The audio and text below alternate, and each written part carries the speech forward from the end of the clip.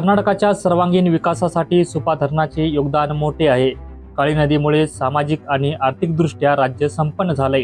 अशा धरणामुळे उद्योगांना वीज पुरवठा आणि गरिबांना मोफत वीज सेवा आम्ही देऊ शकलो, असे मत कर्नाटक प्रशासन सुधारणा आयोगाचे अध्यक्ष आणि स्थानिक आमदार अरविंद देशपांडे यांनी व्यक्त केले। मंगळवारी गणेशगौडी येथील सुपा धरणाला भेट देऊन आमदार अरविंद देशपांडे यांनी काळी नदीला नारळ आणि ओटी अर्पण केली। त्यावेळी ते पत्रकारांशी बोलत होते।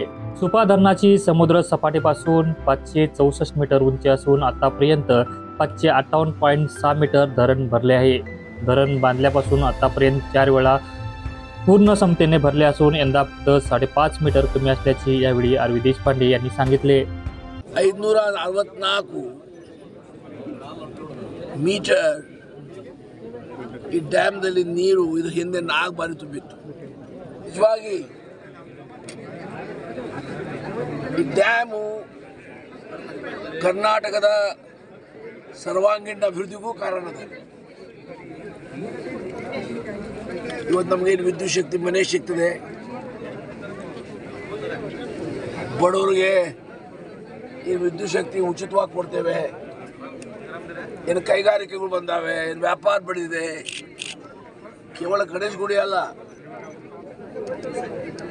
ಅದು ಈ ಪಂಚಾಯತ್ ಅಲ್ಲ, ಇಡೀ ಕರ್ನಾಟಕ ರಾಜ್ಯಕ್ಕೆ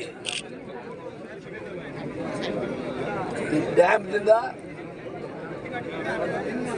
ಖಾಲಿ ನದಿ ದೇವಿಯ ಆಶೀರ್ವಾದದಿಂದ ಕರ್ನಾಟಕ ಸಂಪನ್ನ ಆಗಿದೆ, ಆರ್ಥಿಕವಾಗಿ ಸಾಮಾಜಿಕವಾಗಿ।